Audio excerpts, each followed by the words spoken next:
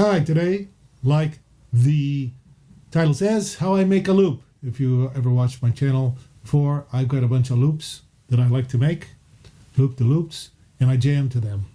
But I don't buy them, I don't copy them, I make them myself. My first ones were Tower of Power loops. And you have to be careful making loops. I made one, Michael Jackson, which was 8 bars long, and they restricted it in Russia. Only Russia. The rest of the world can watch it, but not in Russia. I don't get it. But anyway, I'm going to show you how I make loops and what I'm using to make the loops. So, if you are interested in this, please like.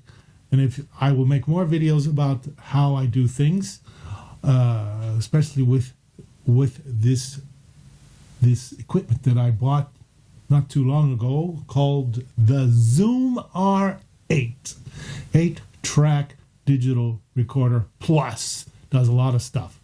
So right now I'm going to switch the camera angle and see if you can get a close-up of what I do. Here we go. Okay, here it is. The Zoom R8 digital recorder. Of course, it does 8 tracks digitally recording.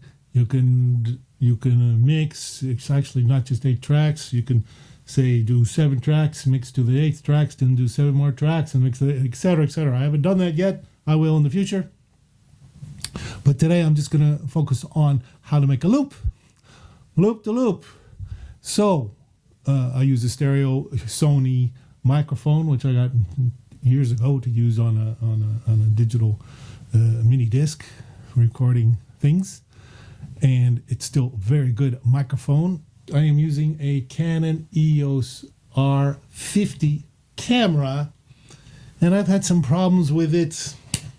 The reason I got the R50 camera because I was recording on my cell phones, and after I bought this and I ran a signal, after processing the signal, ran it into my cell phone, and my stupid Android kept saying going to Google search and saying Google voice search when I'm recording a video in the middle of a video.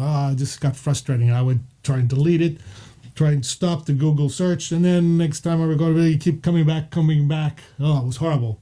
So I said, I'm going to get me a good camera. But I got this Canon EOS R50 digital camera, which does a bunch of stuff. But now I discovered that there's only one input on the R50. That's the mic input. And they say, oh, you can only use microphone. Well, how am I supposed to mix down a line level to that? Boy, that was difficult. That was a mistake. Had some problems there. So I experimented, tried going to the line out. That didn't work. So I tried the mic, like the headphone output, put that into it, and guess what? It accepted it like it was a mic, like the headphone. I guess it was the right impedance or something. I used a bunch of different cables and figured it out, and now that's how I'm recording this. But problem is, now when I'm making my loop, I'm going to make a start from scratch from a loop. I have this set to record already. Record, I hit play, and it records. I got the two levels. I got pretty much my level set. Check, 1, 2. Not very high, but maybe I can get a little higher. Check. There, that's a little better. You won't notice there because I've got the auto levels on my camera, so I don't overdrive it. So here, now I can make a loop from anything. Mic, which I'm speaking to now, or I can disconnect the mic and go from my laptop, or if I'm playing bass guitar, electric guitar, I can plug right in from a line into that and record a loop for there, or drums, or even this even has, you can see the drum pad's a key. When you make a loop, you can assign it to drum pads. If you can have 8 channels of loops and you can do it as a sequencer. You can sequence your loops or sequence. You can do all kinds of stuff with this thing. It's amazing, and for the price, you can't beat it. So here we go. Here I'm going to show you the loop. First thing you need to do is record something. So I'm going to record something. All I do is hit here.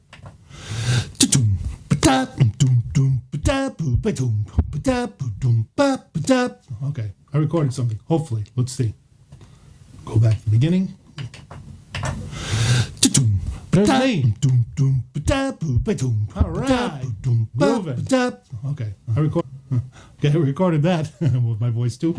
But anyway, now what I have to do when I go to make a loop, obviously I can't go through both ways. So I'm going to have to go to my camera mic and while I'm making the loop, and I'll show you, but you won't be able to hear much. So first thing I have to do is hit track. See where it says loop? Easy peasy. Turn it on. Boom. See something down there that says position and length. Two basics. First thing you want to do is find the starting point. So you hit enter and you see a graphic example of what's going on. Now I can't really, this is the now I'm going to make augment the waveform so I can see where to start the loop better. So we go back to position. Okay, now I can hit play. You can't hear this, but now this goes, you can see I'm moving measure to measure. You can move measure to measure. Or if you go here, you can go by beat, which I'm pretty close to the beat.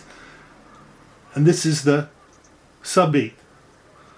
Actually, I like where it is. Then you go to the length. How long do you want it? It's also pretty long, so I'm going to go back. Fine tune it. It's a little bit too short.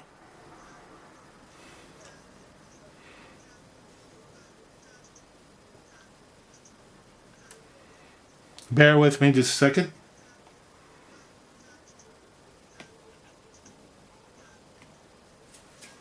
One, two, three. Not quite enough. 3, 4, 1. You can put click with this too if you need to. Perfect. Now I got it perfect. Okay, I'm going to plug the sound back in so you can hear.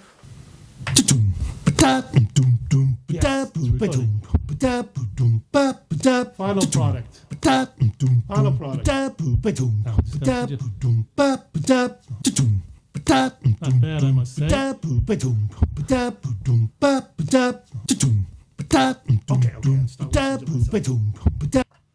Okay, there you go. Oops, I got some reverb on there. Well, normally I play with the reverb on. Very easy to take the reverb off. Go to here, reverb, scoop, off. There you go. Now you can hear me a little better. Reverb is off. Okay, so that's it. I made a loop. How long did that take? 2-3 minutes. So this is easy. And if you want to hear more, I'm going to try some sequencing and doing some things and maybe overdub some trombone and see how that works. And so like, subscribe, and ring that bell icon if you want to hear more about the R8 and how I make music with it. So that's all for today.